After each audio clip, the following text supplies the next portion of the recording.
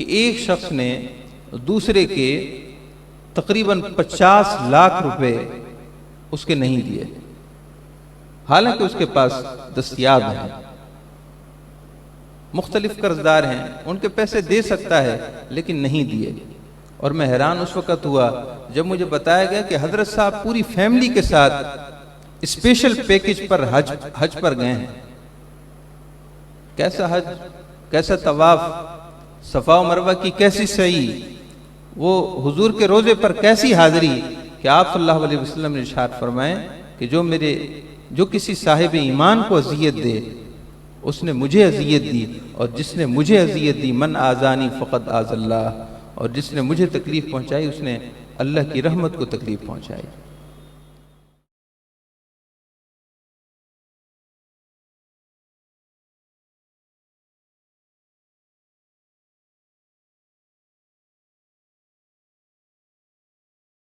الحمدللہ رب العالمین، والصلاة والسلام علی سید الانبیاء والمرسلین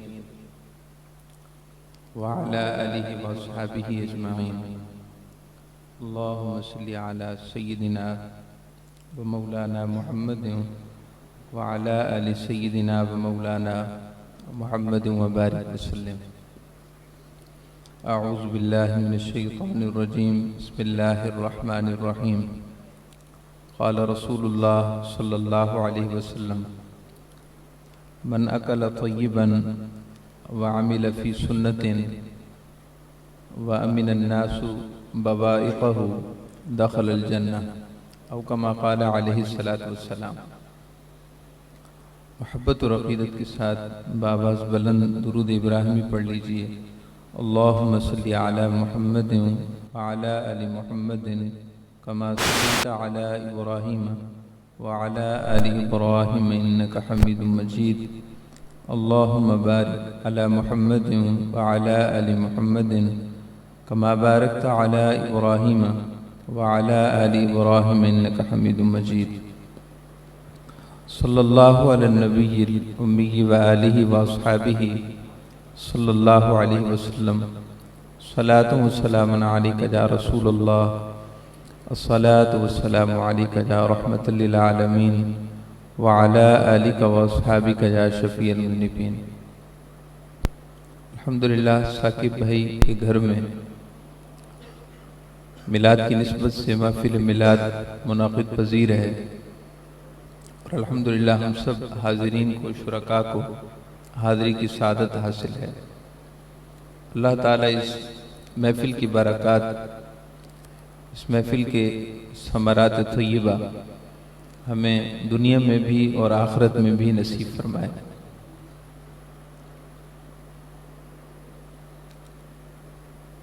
آپ تمام سامعین ذی وقار،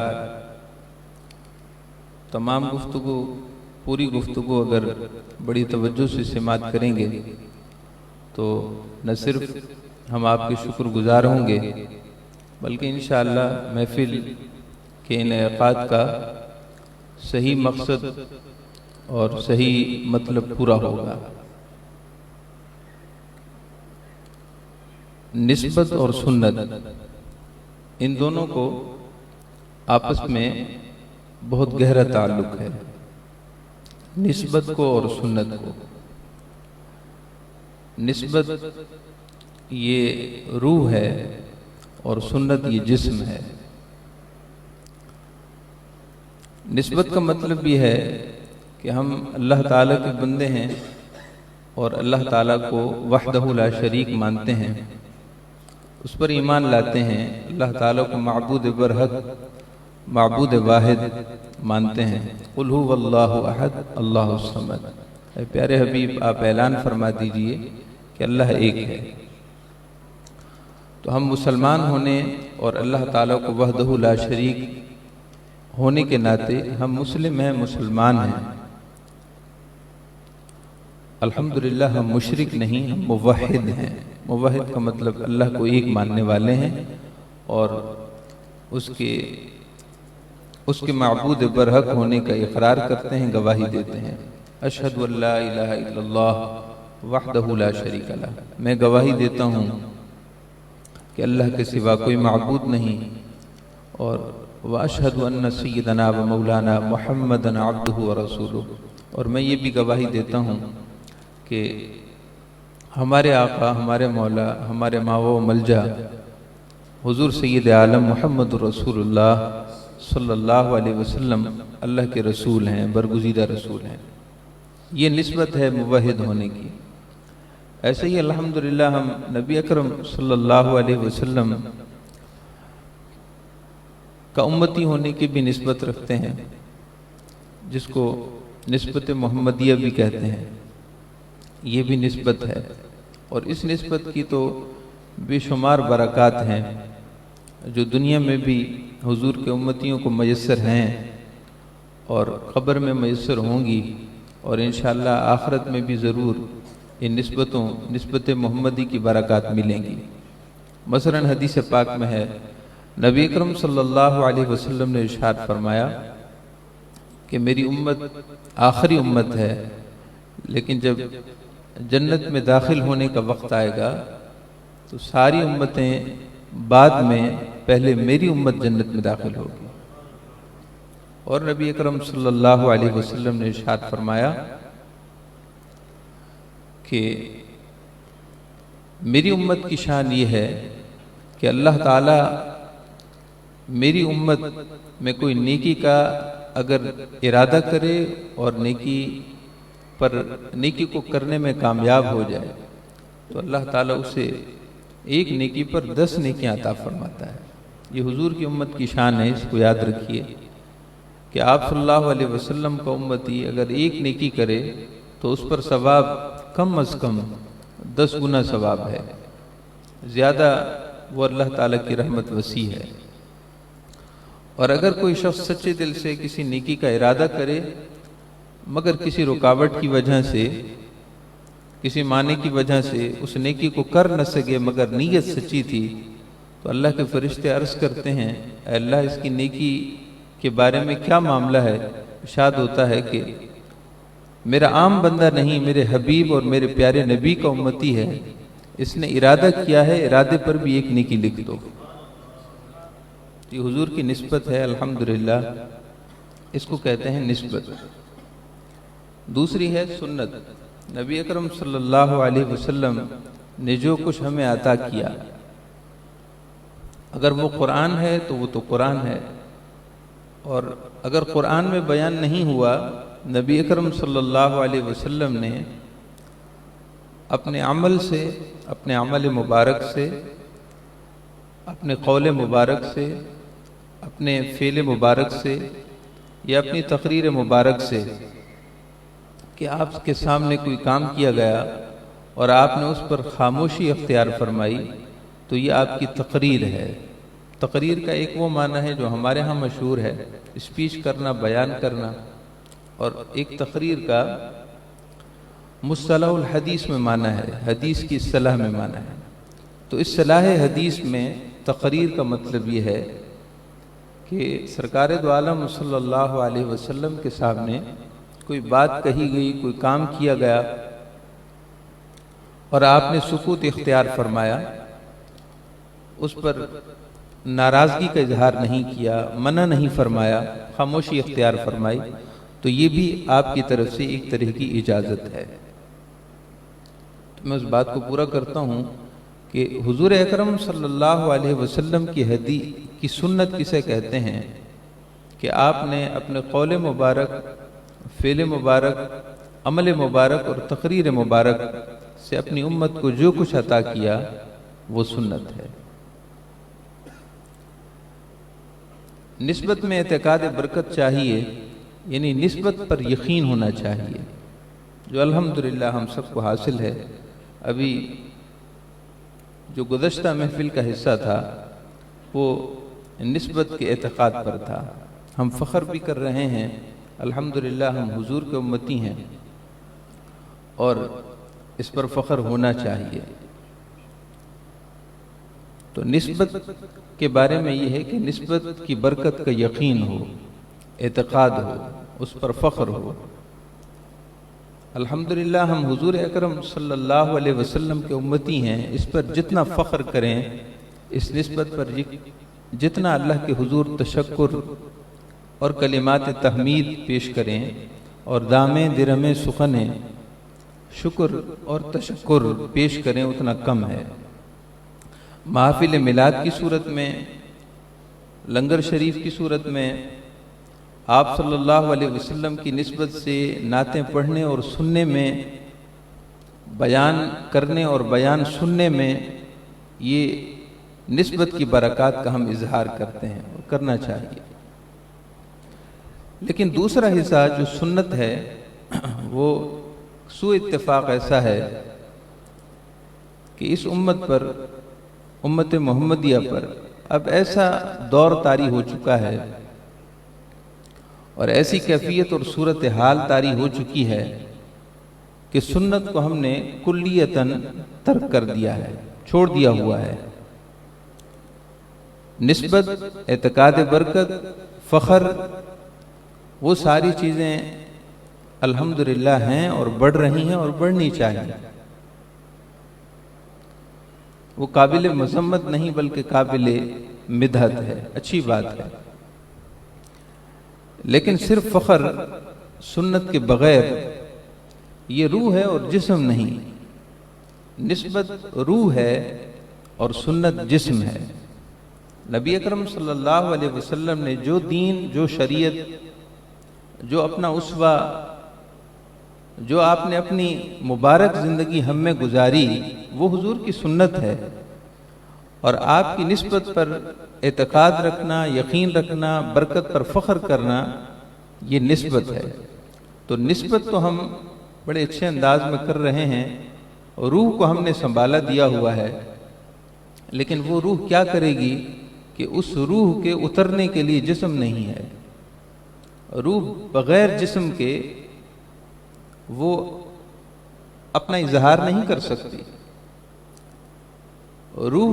روح کی سکلز، روح کی صلاحیتیں، روح کی افادیت اور روح کی خوبیاں اسی وقت ظاہر ہوتی ہیں جب وہ جسم میں آتی ہے۔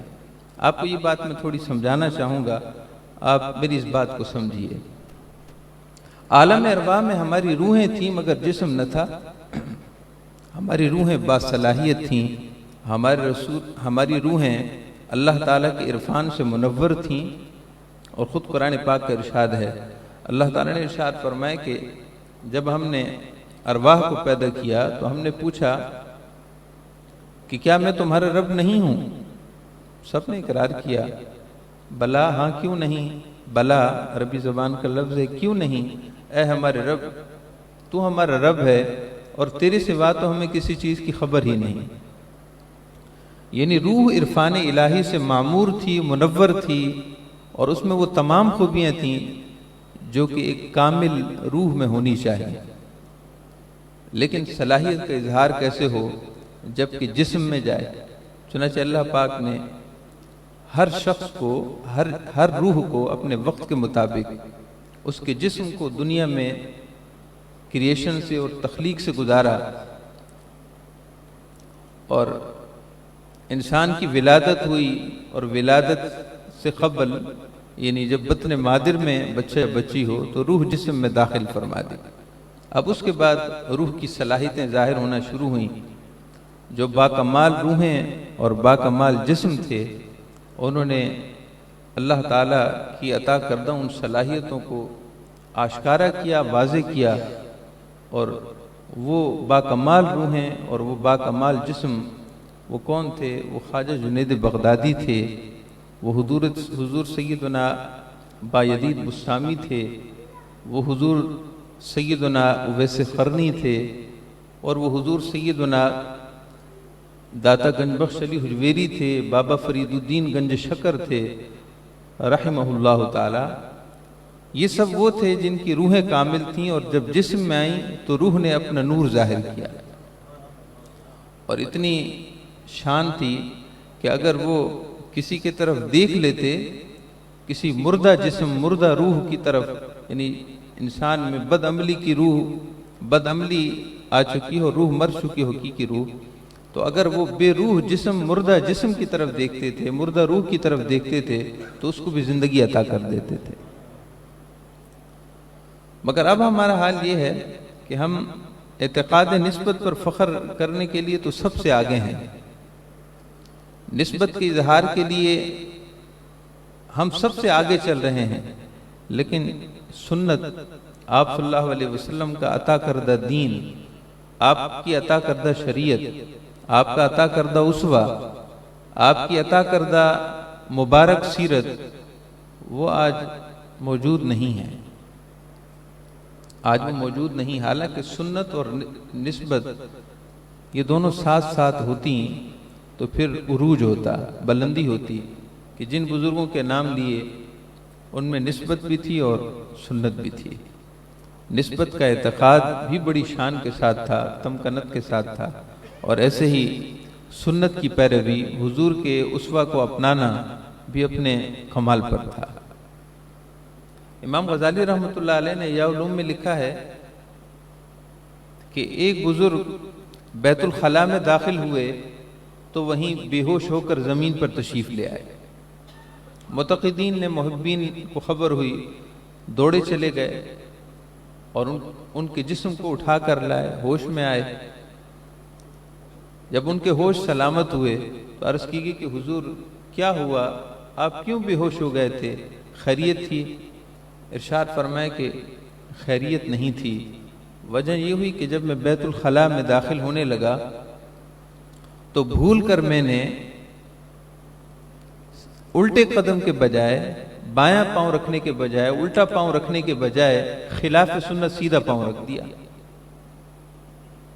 مجھ سے بھول کر ایک سنت چھوٹ گئی، اور ہمارے ہاں یہ سنت مستحبہ ہے، یعنی مستحب ہے، اگر کوئی شخص بیت الخلاء میں داخل ہو تو اسے چاہیے کہ سنت کے مطابق الٹا پاؤں رکھے، اور جب باہر نکلے تو سنت کے مطابق باہر سیدھا پاؤں رکھے۔ یہ سنت ہے، آپ کے علم میں ہوگا، مگر یہ سنت مستحبہ ہے، یعنی اگر کوئی شخص اس کا خلاف کر لے، اس پر عمل نہ کرے تو وہ گناہگار نہیں ہے، سنت مستحبہ ہے، مگر ہے تو سنت، حضور کا طریقہ ہے۔ تو وہ بزرگ ارشاد فرمانے لگے کہ غلطی سے مجھ سے یہ سنت چھوٹ گئی، جیسے ہی میں نے سیدھا پاؤں رکھا اور مجھے یاد آیا تو اس قدر مجھ پر تکلیف اور اس قدر مجھے پریشانی ہوئی کہ میں بے ہوش ہو کر زمین پر گر پڑا۔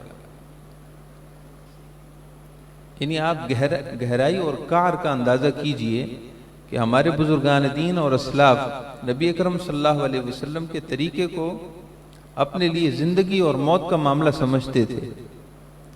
آج کل ہمیں جس طرح 2 روپے کا نفع اور نقصان کا فرق بہت بڑا فرق لگتا ہے، اگر ایک چیز 2 روپے کے فرق کے ساتھ 10 گلیاں چھوڑ کر ملتی ہو تو ہم 10 گلیاں چھوڑ کر 2 روپے کا نفع ضرور لیں گے۔ یعنی ہمارے ہاں جیسے کہ کاروبار اور دنیاوی امور میں 2 روپے کا اور 3 روپے کا اور یعنی پیسوں کا معاملہ جس طرح بہت زیادہ اہمیت کا حامل ہے، اولیاء اللہ اور صلحاء کے ہاں نبی اکرم صلی اللہ علیہ وسلم کی سنت پر عمل کرنا گویا کہ موت اور زندگی کا مسئلہ تھا، اور اس پر درجنوں مثالیں میں اسی محفل میں آپ کو پیش کر سکتا ہوں۔ ہمارے اولیاء اللہ اور صلحاء کی سواہیں، ان کی زندگیوں سے کتابیں بھری پڑی ہیں کہ حضور کے طریقے پر کیسے چلتے تھے۔ خواجہ جنید بغدادی رضی اللہ عنہ کے بارے میں ہے، آپ کو پتہ چلا کہ ایک کامل بزرگ فلاں شہر میں رہتے ہیں جن کو بہت کرامتیں حاصل ہیں، صاحب کرامات بزرگ ہیں۔ خواجہ جنید بغدادی بڑا سفر کر کے گئے، اس وقت پیدل سفر ہوتے تھے، بڑی مشقت سے وہاں پہنچے۔ آپ نے دیکھا کہ جن سے آپ ملنے گئے تھے لوگوں نے نشاندہی کی کہ یہ وہی شخص ہیں، وہی حضرت ہیں۔ آپ نے ان کو دیکھا، جب وہ مسجد میں جانے لگے تو انہوں نے مسجد میں سیدھا پاؤں رکھنے کے بجائے پہلے الٹا پاؤں رکھ دیا۔ اب یہ پاؤں رکھنا نہ رکھنا شاید میرے اور آپ کے نزدیک بڑی چھوٹی سی بات ہوگی، لیکن جو شان محبوبیت جانتے ہوں، جنہیں عشق اور محبت کی کیف سے کچھ نہ کچھ تعلق ہو، وہ جانتے ہیں کہ محبوب کی ہر ادا ہی محبوب ہوتی ہے، اور محبوب کی کوئی ادا اگر رہ جائے تو یہ محب کے لیے ایسے ہے جیسے کہ وہ محب نہ ہو۔ یعنی وہی بات کہ موت زندگی کا مسئلہ ہے۔ خواجہ جنید بغدادی رضی اللہ عنہ نے جب دیکھا کہ انہوں نے سیدھا قدم رکھنے کے بجائے الٹا قدم مسجد میں داخل ہوتے ہوئے رکھا ہے تو اسی وقت واپس پلٹ گئے۔ لوگوں نے عرض کی حضور اتنا سفر کیا آپ نے ملاقات کیوں نہیں کی؟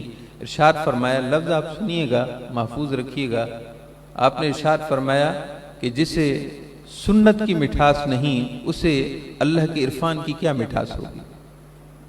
جسے حضور کی سنت کا تعلق کا پاس نہیں ہے، بھول کر بھی ہوا ہو، مگر جو حضور کی ذات میں فنا ہو وہاں بھول چوک بھی نہیں ہوتی۔ اگر بھول گئے تھے تو انہیں احساس پر ان کا جسم بتاتا کہ جسم لرزا اٹھتا کہ ان سے یہ کیا ہو گیا، فوراً واپس پلٹ آئے۔ تو محترم معزز سامعین کرام، سنت جہاں نسبت کی اہمیت ہے وہاں حضور کی سنت یعنی حضور کے طریقے کو بھی اتنی ہی اہمیت ہے۔ وہ نبی اکرم صلی اللہ علیہ وسلم کا کیسا امتی ہے جو میلاد تو بڑے کر و فر سے منائے لیکن فجر کی نماز نہ پڑھے۔ سوال ہے، ایک معمولی سے سوال ہے، سنجیدہ گفتگو ہو رہی ہے، کوئی منطقی بات نہیں ہے، سیدھی سادی سی بات ہے۔ نبی اکرم صلی اللہ علیہ وسلم جس نماز کے بارے میں فرمائیں کہ نماز میری آنکھوں کی ٹھنڈک ہے، حضور کی آنکھوں کی ٹھنڈک ہے، اور حضور نے بار بار اس کی فرضیت ارشاد فرمائی اور اتنے سخت الفاظ ہیں۔ مثلا یہ ارشاد فرمایا کہ من لا صلاۃ لہ لا ایمان لہ، او کما قال علیہ الصلوۃ والسلام، جس کے پاس نماز نہیں اس کے پاس ایمان نہیں، جس کی نماز نہیں، جس کو نماز کی اہمیت کا اندازہ نہیں اس کا ایمان نہیں۔ اس طرح کے لفظ ہیں۔ تو رات پر جاگنا مشکل نہیں ہے، بہت آسان ہے، اور شہری زندگی میں تو بہت آسان ہے، مگر فجر کی نماز پڑھنا یہ مشکل ہے۔ آسان کام ہمیں اچھے لگتے ہیں اور مشکل کام ہمیں اچھے نہیں لگتے۔ اگر ان کی کوئی اہمیت اور افادیت بتائے تو ہم کہتے ہیں نسبت تو ہے نا، ہم کہتے ہیں ہمیں نسبت حاصل ہے، اس کے بعد پھر ہمیں کیا فکر۔ نبی اکرم صلی اللہ علیہ وسلم کی نسبت کا ہم گن گاتے رہیں گے اور بروز محشر نبی اکرم صلی اللہ علیہ وسلم کی بس نسبت ہی کی وجہ سے ہم بخشے جائیں گے۔ یہ ایک مغالطہ ہے، بہت بڑا مغالطہ ہے۔ اہل سنت کا نہ ایسا عقیدہ رہا ہے اور نہ ایسا عقیدہ ہے۔ سیدی اعلی حضرت رحمت اللہ تعالی علیہ اہل سنت کی پہچان ہے۔ ہم ان کا نام لیتے ہیں لیکن ہم ان کے فتاویٰ کو اور ان کے اقوال کو پڑھتے نہیں کہ آپ نے ارشاد کیا فرمایا۔ لہذا نماز فجر کی اہمیت ہے، دیگر نمازوں کی اہمیت ہے، یہ تو فرض ہیں۔ تو حضور اکرم صلی اللہ علیہ وسلم کی نسبت کے ساتھ ساتھ، نسبت پر فخر کے ساتھ ساتھ، آپ صلی اللہ علیہ وسلم کی نسبت کا بھی لحاظ رکھیے، حضور کی سیرت اور اسوہ کا بھی لحاظ رکھیے۔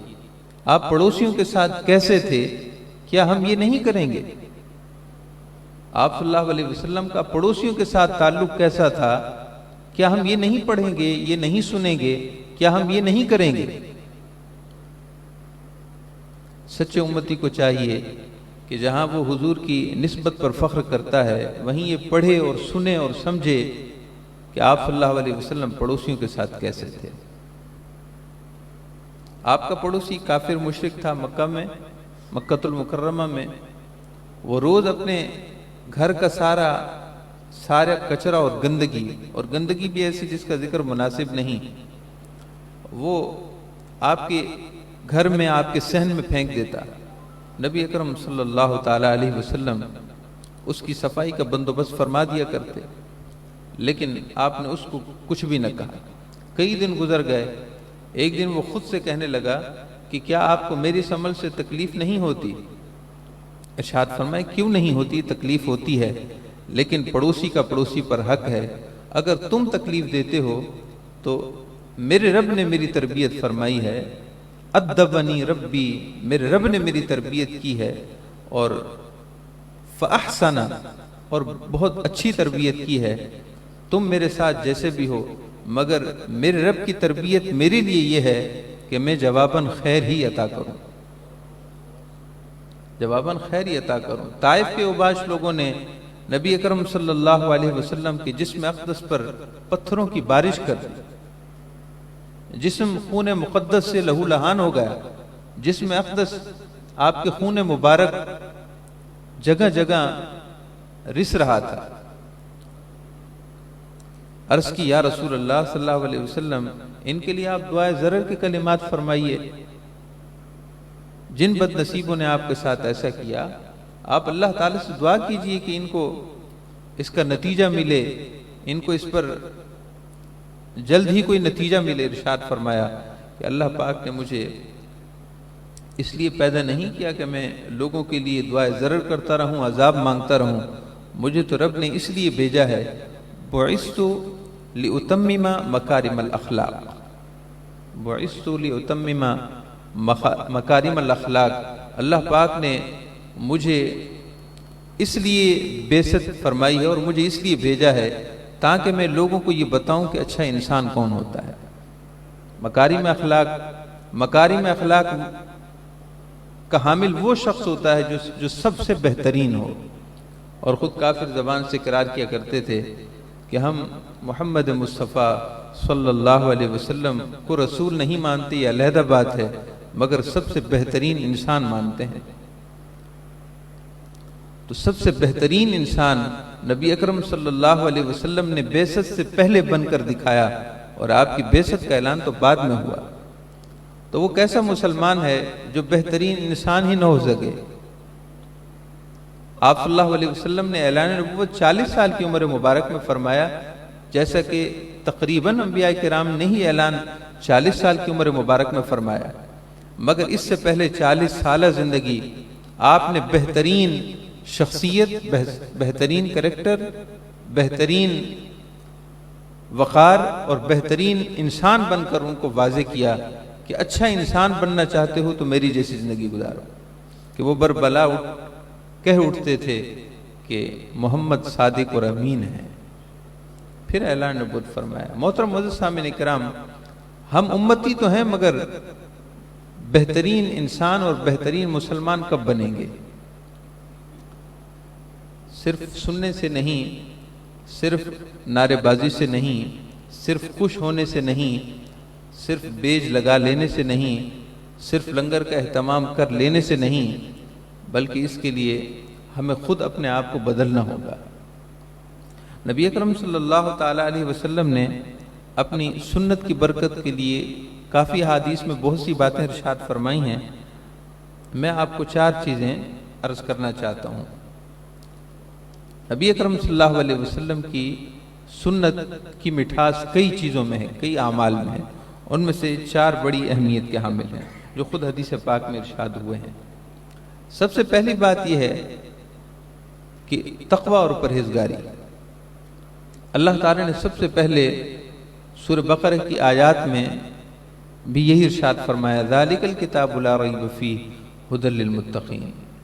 یہ شان والی کتاب قرآن مجید جس میں کوئی شک نہیں، یقیناً اللہ کی طرف سے برحق منزل ہے، منزل من اللہ ہے، یہ ہدایت ہے ان لوگوں کے لیے جو پرہیزگار ہیں۔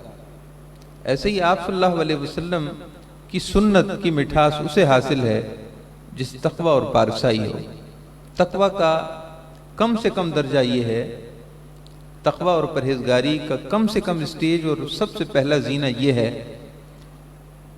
کہ آپ کو شریعت اور دین کی جن چیزوں کے بارے میں معلوم ہے کہ وہ حرام اور گناہ ہیں، ان سے آپ بچیں، بچنے کی بھرپور کوشش کریں، آخری حد تک جائیں۔ یہ تقوی کی کم سے کم ڈیفینیشن ہے، تقوی اور پرہیزگاری کا سب سے پہلا اسٹیج ہے، اس سے نیچے کوئی بھی نہیں ہے کہ شریعت اور دین نے جو چیزیں حرام کی ہیں آپ ان سے بچیں اور بچنے کی بھرپور کوشش کریں۔ ہمارے یہاں ایسا نہیں ہے، جھوٹ ہم بڑے کھلا انداز میں بولتے ہیں، جھوٹ بولنا ہماری عادت میں داخل ہے، جھوٹ بولنا ہمارے کاروبار کا حصہ ہے، جھوٹ بولنا ہمارے مفادات کا حصہ ہے، جھوٹ بولنا ہماری عزت کا مسئلہ ہے، جھوٹ بولنا وہ رسوم و رواج میں پڑھ ہی جاتا ہے، خاندانی معاملات میں بعض دفعہ دوسرے کو خوش کرنے کے لیے جھوٹ بولنا پڑ جاتا ہے۔ یہ جھوٹ بولنا پڑ جاتا ہے، اصل مسئلہ یہی ہے کہ تقوی اور پرہیزگاری کو ہم نے کھیل اور کود سمجھا ہے۔ ہم نے سمجھا ہے کہ کوئی صرف قرآن پاک کی آیات میں تقوی کا ذکر ہو گیا، بس ہدی للمتقین پڑھتے رہیں گے، تلاوت کرتے رہیں گے، تقوی کرنے والے کر کے چلے گئے، ہم تو خالی نسبت کا پرچار کریں گے۔ تقوی اور پرہیزگاری نبی اکرم صلی اللہ علیہ وسلم کی نسبت کی مٹھاس کے لیے اول شے ہے۔ آپ صلی اللہ علیہ وسلم کی حدیث پاک ہے، حضرت عرباض بن ساریہ رضی اللہ تعالیٰ عنہ سے روایت ہے، امام ابو داود نے، امام ترمذی نے، امام ابن ماجہ نے حدیث پاک کو ذکر کیا، اور میں آپ کے سامنے الترغیب والترہیب امام منذری رحمۃ اللہ علیہ کتاب سے حدیث پاک عرض کر رہا ہوں۔ حدیث صحیح ہے، کئی طرق کے ساتھ یہ حدیث پاک روایت ہے۔ آپ صلی اللہ علیہ وسلم نے ایک دن ایک نصیحت فرمائی اور درد بھری نصیحت فرمائی، اور اتنا پرجلال انداز تھا کہ وجلت منہ القلوب وذرفت منہ العیون، کہ آپ کے مبارک کلمات اور خطبہ مبارک کے جلال کی وجہ سے ہمارے دل دہل گئے، وجلت منہ القلوب، ہمارے دل لرز اٹھے، وذرفت منہ العیون، اور آنکھوں سے آنسو برسنے لگے۔ آپ نے ایسا خطبہ ارشاد فرمایا جس میں اتنا جلال تھا اور اتنی نصیحتیں تھیں اور اتنی خیرخواہی تھی کہ ہماری آنکھوں سے آنسو برسنے لگے اور دل لرز اٹھے۔ یہ خطبے کی کیفیت عرباض بن ساریہ بیان کرتے ہیں۔ اس کے بعد صحابہ کرام نے عرض کی، یا رسول اللہ صلی اللہ علیہ وسلم، ایسا لگ رہا ہے جیسا کہ یہ کوئی شخص جیسے کوئی آخری بات کرتا ہو، یہ ایسا معلوم ہوتا ہے۔ کأنہا موعظۃ مودع، یا رسول اللہ ایسا لگتا ہے کہ یہ آپ کی ہمارے سے کچھ آخری ملاقات کا حصہ ہے۔ یا رسول اللہ کچھ مزید نصیحتیں ارشاد فرمائیے جو لب لباب اور خلاصے کے طور پر ہوں۔ نبی اکرم صلی اللہ علیہ وسلم نے ارشاد فرمایا، اوصیکم بتقوی اللہ، اوصیکم بتقوی اللہ، میری تمہیں سب سے پہلی نصیحت اور وصیت اور تاکیدی حکم یہ ہے کہ تقوی اختیار کرو۔ تو نبی اکرم صلی اللہ علیہ وسلم ہمیں تقوی کا درس سب سے پہلا دیں اور ہم سب سے پہلے چھوڑ ہی تقوی کو دیں۔ حضور سب سے پہلا درس تقوی کا دیں، پرہیزگاری کا دیں، اور ہم سب سے پہلے چھوڑیں ہی تقوی کو۔ حلال اور حرام کا امتیاز نہیں ہے لوگوں کو، کاروبار کرتے ہیں لوگ اپنی مرضی سے، اور پھر میلاد بھی مناتے ہیں اپنی مرضی سے۔ میلاد سر آنکھوں پر، برکتیں سر آنکھوں پر، لیکن کچھ بھی نہیں ملنے والا اس شخص کو جس نے حضور کی سنت کو ترک کر رکھا ہے، نبی اکرم صلی اللہ علیہ وسلم کی سنت کو چھوڑ رکھا ہے۔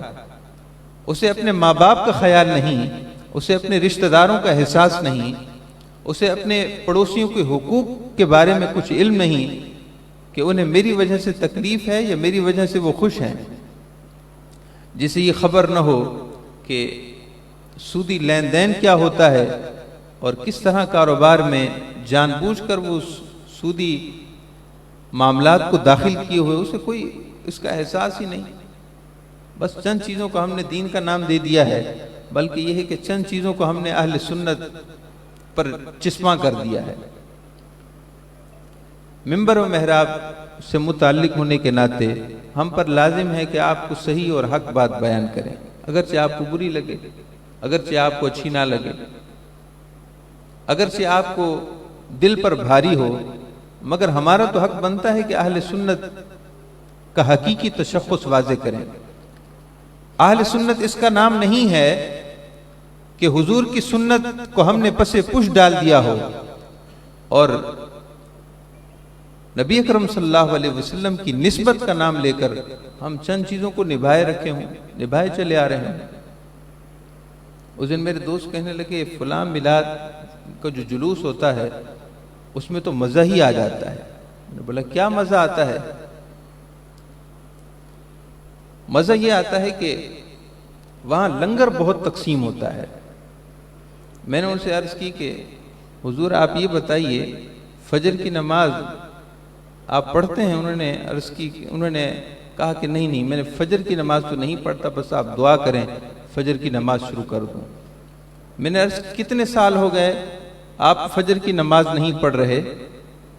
10 سال سے کوشش کر رہا ہوں، لیکن اللہ کرے گا انشاءاللہ پڑھ لوں گا۔ یعنی جلوس میلاد میں جانا اور وہاں اصل مقصد یہ ہے کہ لنگر حاصل ہو، اصل مقصد یہ ہے کہ وہاں جو چیز بٹے اس کا میں تھیلا جمع کر لوں، اس کو بھر لوں اور خود بھی تقسیم کروں اور دوسروں کی تقسیم سے بھی خوب فیض یافتہ ہو جاؤں۔ لیکن نبی اکرم صلی اللہ علیہ وسلم کے اسوہ، آپ کے طریقے اور آپ کے فرائض کردہ امور اور آپ نے جن چیزوں کو اپنی امت کے لیے لازم ٹھہرایا ان کی کوئی خبر نہیں ہے۔ میں آپ کو حقیقت عرض کر رہا ہوں، ہم لوگ بہت غلط راستے پر چل پڑے ہیں۔ اہل سنت کے نام لیوا ہو کر ہماری اکثریت کا حال یہ ہے کہ وہ بے عمل ہیں۔ چلو بے عمل ہوتے تو کوئی اتنا مسئلہ نہ تھا، بے عمل سے بڑھ کر بد عمل ہیں۔ بے عمل ہونا یہ ہے کہ وہ نیکیاں نہیں کر رہے، فرائض کی پابندی نہیں کر رہے، اور بد عملی یہ ہے کہ وہ ایسے راستے پر چل پڑے ہیں کہ منجدار سے منجدار ہے، گرداب سے گرداب میں پھنس رہی ہے ہماری نسلیں، ہماری ذریت، ہمارے آنے والے بچے، ان کا کیا ہوگا؟ کیا وہ اہل سنت اسی کو سمجھیں گے؟ اپنے بچوں کو اہل سنت کا عقیدہ بھی دیجئے، اور اہل سنت سے وابستہ جو اولیاء اللہ اور صلحات ہیں ان کی سیرتیں اور ان کے کردار پڑھ کر بھی سنائیے۔ سیدنا امام اعظم امام ابو حنیفہ کی بات میں اکثر کیا کرتا ہوں، انہوں نے راہ چلتے ہوئے پاؤں پھسلا، کیچڑ میں پاؤں پھسلا اور کیچڑ اچھل کر قریب گھر کی کچی دیوار پر جا لگا۔ امام اعظم امام حنیفہ رحمۃ اللہ علیہ کو شاگردوں نے سنبھال لیا، حضور آپ خیریت تو ہے؟ ٹھیک ہے، ارشاد فرمایا ہاں خیریت سے ہوں۔ کھڑے رہے، لوگوں نے عرض کی حضور چلیے، ارشاد فرمایا کہ نہیں مجھے سوچنے دو۔ جس کا گھر تھا وہ باہر نکل آیا، وہ آپ کا مخروض تھا اور غیر مسلم تھا۔ وہ سمجھا کہ شاید قرض کا مطالبہ کرنے کے لیے آئے ہیں۔ وہ عرض کرنے لگا کہ حضور معافی چاہتا ہوں، دیر ہو گئی، تاخیر ہو گئی، مجھے کچھ وقت دے دیں، میں آپ کی رقم لوٹا دوں گا۔ ارشاد فرمائے کہ ہم اپنی رقم طلب کرنے نہیں آئے، ہم قرض کا مطالبہ کرنے نہیں آئے، نہ مجھے پتا تھا کہ تمہارا گھر ہے، ہم تو یہیں گزر رہے تھے، کیچڑ میں میرا پاؤں پھسلا اور کیچڑ اچھل کر تمہاری دیوار پہ لگا ہے۔ میں سوچ یہ رہا ہوں تقویٰ اور پرہیزگاری، اب آپ سمجھیے گا تقویٰ اور پرہیزگاری کیا ہے، اور ہمارا جان بوجھ کر اپنے ارادے کے ساتھ دوسروں کو ظلم کی چکی میں پیسنا کیسا ہے۔ آپ سمجھیے گا کہ پارسائی کسے کہتے ہیں اور دوسروں کو جان بوجھ کر اذیت دیتے رہنا کسے کہتے ہیں۔ ہمارے پاس رقم مہیا ہوتی ہے، ہم قرض خواہوں کو مزید رولتے ہیں، ان کو رسوا کرتے ہیں، بار بار چکر لگواتے ہیں، حتیٰ کہ اس کا خون چوس لیتے ہیں۔ اور اگر وہ قرض کا مطالبہ کرے اور مقررہ مدت بھی گزر چکی ہو تو جب ہم اس کو پیسے دیتے ہیں تو ایسے دیتے ہیں جیسے کہ ہم نے بہت بڑا احسان کیا ہو، بہت بڑا تیر مارا ہو کہ ہم نے اس کے پیسے دے دیے۔ اس میں احسان کی کیا بات ہے؟ اس کے اپنے پیسے تھے، اس کا احسان ہے کہ اس نے وقت دیا اور مقررہ وقت کے باوجود تمہیں ڈھیل دیتا رہا، احسان تو اس کا ہے، نہیں یہ کہ تیرا احسان ہے کہ تو نے اس کے پیسے لوٹا دیے۔ محترم معزز سامعین کرام، میں ایسے کئی لوگوں کو ذاتی طور پر جانتا ہوں، الحمدللہ اوکھائی مسجد سے وابستہ تقریباً 13 برس ہو گئے، اور عجیب عجیب سے کردار دیکھنے کو سامنے ملتے ہیں، عجیب عجیب سے لوگوں کے بارے میں معلومات ملتی ہیں۔ کبھی کبھار تو خوف اور حیرانگی کے ملے جلے معاملات اور احساسات پیدا ہو جاتے ہیں۔ کبھی دل کرتا ہے کہ سب کچھ یہ چھوڑ دیا جائے، لوگوں کو سمجھایا کیا جاتا ہے اور وہ کام کیا کرتے ہیں۔ میں آپ کو عرض کر رہا ہوں کہ ایک شخص نے دوسرے کے تقریباً 50 لاکھ روپے اس کے نہیں دیے، حالانکہ اس کے پاس دستیاب ہیں۔ مختلف قرض دار ہیں، ان کے پیسے دے سکتا ہے لیکن نہیں دیے. اور میں حیران اس وقت ہوا جب مجھے بتایا گیا کہ حضرت صاحب پوری فیملی کے ساتھ اسپیشل پیکج پر حج پر گئے ہیں. کیسا حج، کیسا طواف، صفا و مروہ کی کیسی سعی، وہ حضور کے روزے پر کیسی حاضری کہ آپ صلی اللہ علیہ وسلم نے ارشاد فرمائے کہ جو کسی صاحب ایمان کو اذیت دے اس نے مجھے اذیت دی، اور جس نے مجھے اذیت دی من آذانی فقد آذ اللہ، اور جس نے مجھے تکلیف پہنچائی اس نے اللہ کی رحمت کو تکلیف پہنچائی.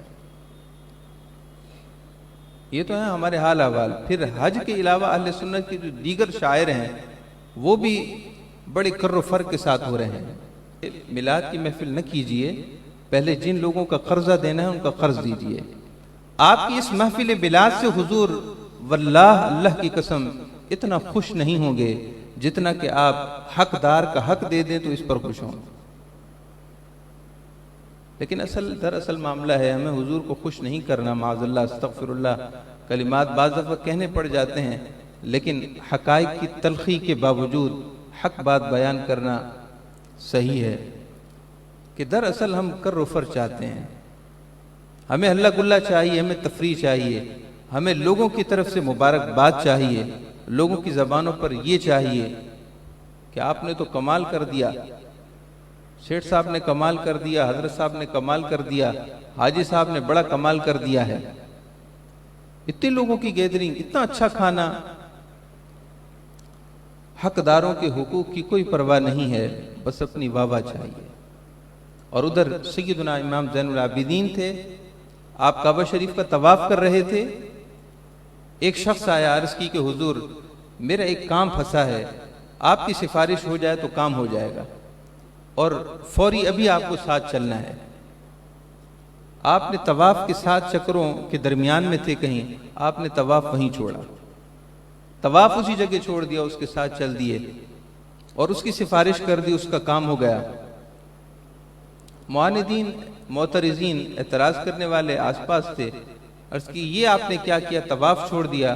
کون سی شریعت کی کتاب میں لکھا ہے کہ طواف اس مقصد کے لیے چھوڑا جا سکتا ہے؟ ارشاد فرمائے کہ تم نے شریعت پڑھی نہیں، تم نے حضور کی حدیث کو سمجھا نہیں. آپ صلی اللہ علیہ وسلم کے حدیث کے حاملین تو ہم اہل بیت ہیں. آپ صلی اللہ علیہ وسلم نے ارشاد فرمایا جو کوئی کسی پریشان حال اور دکھی شخص کی پریشانی حل کر دے، اس کا کوئی مسئلہ حل کر دے، ارشاد فرمایا اپنی مسجد نبوی شریف کی طرف اشارہ کرتے ہوئے کہ میری اس مسجد میں اس کے ماہ رمضان میں اعتکاف کرنے سے یہ افضل ہے. اس سے ملتی جلتی دیگر روایات بھی اس قسم کی وارد ہوئی ہیں. محترم معزز سامعین کرام، سب سے پہلی چیز تقوی اور پرہیزگاری ہے. تقوی کو اپنائیے، پرہیزگاری کو اپنائیے، حلال اور حرام کے بارے میں پڑھیے، حلال کیا ہے اور حرام کیا ہے. جو حرام ہے اس سے بچیے. خیانت کرنا کیسے حلال ہے؟ خیانت کرنا تو کبیرہ گناہ ہے. ارشاد فرمائے منافق کی نشانی ہے. ہم آئے دن خیانت کرتے ہیں.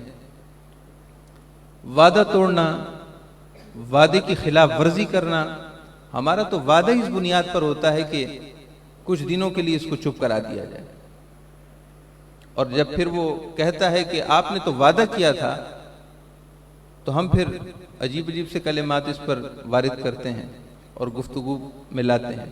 حدیث پاک میں ہے، ارشاد فرمائے منافق کی 3 نشانیاں ہیں، ان میں ایک ارشاد فرمائے وَإِذَا وَعَدَ أَخْلَفَ، جب وعدہ کرے تو وعدہ توڑ دے. تو بہرحال تقوی اور پرہیزگاری یہ نہیں. تو 4 باتوں میں سے پہلی بات تقوی اور پرہیزگاری ہے. اور تقوی اور پرہیزگاری کا کم سے کم اسٹیج یہ ہے کہ جو حرام اور گناہ کے کام ہیں ان کو سائڈ پہ کر دیں، چھوڑ دیں. دوسری ہے قرآن مجید. حدیث پاک میں آپ صلی اللہ علیہ وسلم نے ارشاد فرمایا ان هذا القرآن سبب طرفه بید اللہ وطرفه بیدیکم فتمسکوا به فإنکم لن تضلوا ولن تہلکوا بعدہ ابدا. ارشاد فرمایا کہ خوش ہو جاؤ، اللہ تعالی نے تمہیں ایک ایسی نعمت دی ہے جو ایک رسی کی طرح ہے. اس کی مثال ایک رسی کی طرح ہے. اس کا ایک کنارہ اللہ کے دست قدرت میں ہے اور دوسرا کنارہ تمہارے پاس ہے.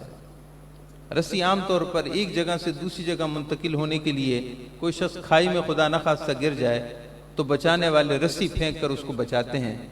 جو امان میں ہیں ان کے ہاتھ میں ایک رسی ہوتی ہے، اور جو خدا نخواستہ مشکل میں ہیں وہ اس کنارے کو پکڑ کر مشکل سے نکل آتے ہیں.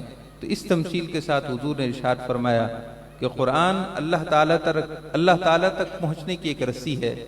اس کا ایک سرا اللہ پاک کے ہاتھ میں ہے اس کی شان کے مطابق، اور دوسرا سرا تمہارے پاس ہے. اب اس رسی کو چھوڑ نہ دو. اللہ پاک نے تمہیں یہ سبب، وسیلہ، ذریعہ تو عطا کر دیا ہے، اس کو یوں چھوڑ نہ دو. فتمسکوا بہ، اس کو مضبوطی کے ساتھ پکڑ لو. فإنکم لن تضلوا ولن تہلکوا بعدہ ابدا. اگر اس رسی کو، قرآن کی رسی کو مضبوطی سے پکڑ لو گے تو تم کبھی گمراہ نہیں ہوگے. ہم نے قرآن پاک کو کیا پکڑا ہوا ہے؟ بڑی حیرانگی کا عالم یہ ہے کہ ہم میں سے اکثر لوگ ایسے ہوں گے جنہوں نے ایک بار بھی قرآن مجید کا صرف ترجمہ، صرف ٹرانسلیشن کی بات ہو رہی، تفسیر کی بات نہیں ہو رہی، قرآن پاک کا ترجمہ خود سے بڑی سنجیدگی کے ساتھ اول سے آخر تک نہیں پڑھا ہوگا. یہ ہے قرآن پاک کے ساتھ ہمارا سلوک اور رویہ. صرف ترجمے سے بات نہیں بنتی، اس کو سمجھنا ہے. قرآن پاک ہم سے کیا فرماتا ہے اس کو سمجھنا ہے، اور پھر اس کو اپنی زندگی کے مطابق سمجھنا ہے. کہ قرآن پاک کی تفسیر تو کی جاتی ہے خاص محمل کے مطابق، عمومی محمل ہوتا ہے، لیکن قرآن پاک کو جب ہم اپنے آپ سے مخاطب کرتے ہوئے اور اپنے آپ کو مخاطب کریں گے کہ قرآن مجھ سے کیا کہتا ہے، جب اس طرح پڑھیں گے تو پھر بات کچھ اور ہوگی. اللہ کی قسم، اگر ایک آیت آپ کو سمجھنا ہے، ایک سورت، اگر ایک سورت بھی ہم انہیں اس نیت سے پڑھ لی کہ قرآن پاک مجھ سے کلام کر رہا ہے اور میں براہ راست اس کا مخاطب ہوں، ہماری زندگی بدل جائے، ہمارا طور طریقہ بدل جائے، ہماری نیتوں میں اخلاص پیدا ہو جائے. اللہ پاک کا ارشاد ہے اقترب للناس حسابهم وهم فی غفلۃ معرضون. لوگوں کے حساب کا وقت بہت قریب آ چکا ہے، جبکہ ان کا حال یہ ہے کہ غفلت کی چادر میں لپٹے پڑے ہیں. اس آیت پر غور کیجئے، تفکر کیجئے، صرف ایک رات آپ غور کیجئے، سچی توبہ نصیب ہو جائے. تو دوسری بات یہی کہ قرآن مجید کہ حضور صلی اللہ علیہ وسلم نے اپنی سنت کے ساتھ خاص جوڑ کر اس کو بیان کیا. تیسری اور چوتھی بات میں مختصر عرض کروں گا. رزق حلال، رزق حلال بہت ضروری ہے. نبی اکرم صلی اللہ علیہ وسلم کی سنت کی مٹھاس اسے کبھی نہیں مل سکتی جو رزق حلال کے لیے کوشاں نہ ہو. یعنی حلال اور حرام کا جسے امتیاز نہ ہو وہ سنت کی مٹھاس نہیں پا سکتا. ایک بزرگ ارشاد فرمایا کرتے تھے کہ اللہ تعالیٰ کی رضا، اللہ اور اس کے رسول کی رضا بہت بڑا خزانہ ہے، اور اس کے لیے چابی رزق حلال ہے. اس کے لیے عبادت چابی ہے اور اس کے دندانے رزق حلال ہے.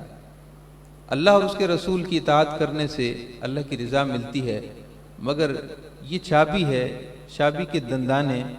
ہر چابی ہر تالے کو نہیں لگتی، اس کی خاص انداز سے جو اس کو بنایا جاتا ہے وہ اس کے دندانے ہیں. ارشاد فرمائے دندانے رزق حلال ہیں. جو عبادت تو کرے مگر رزق حلال کا خیال نہ کرے وہ اللہ کی رضا نہیں پا سکتا. اور چوتھی بات ہے لوگوں کے لیے خیر خواہی. نبی اکرم صلی اللہ علیہ وسلم کو اپنے اس امتی سے سب سے زیادہ پیار ہے جو اللہ تعالیٰ کی مخلوق کے لیے نافع ہو، اللہ تعالیٰ کی مخلوق کے لیے خیر خواہ ہو، اپنی ذات سے ان کو نفع پہنچاتا ہو. جس طریقے سے بھی آپ نفع پہنچا سکتے ہیں نفع پہنچائیں، لیکن اگر آپ نفع نہیں پہنچا سکتے تو کسی کے لیے تکلیف کا سبب نہ بنے.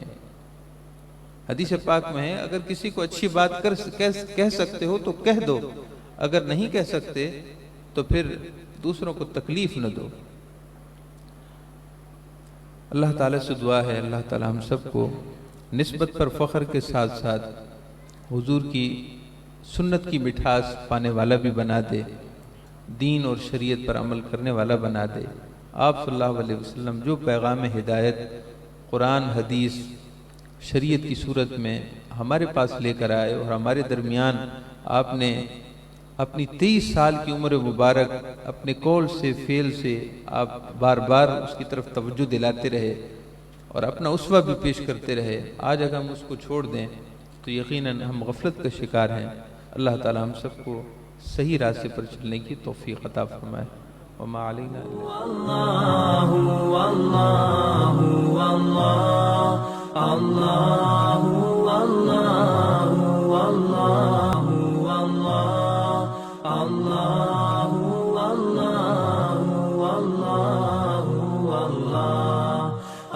وفاداری انسان کا در امتیاز ہے. یہاں ممکنہ تکالیف کے لیے اتنے لائے عمل تیار ہوتے ہیں، اتنی کوشش کرتے ہیں.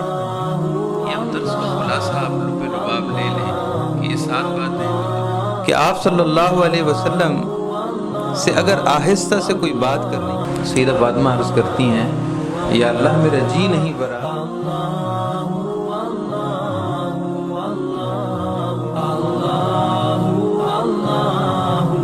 حدیث صحیح ہے کہ آپ صلی اللہ علیہ وسلم نے ارشاد فرمایا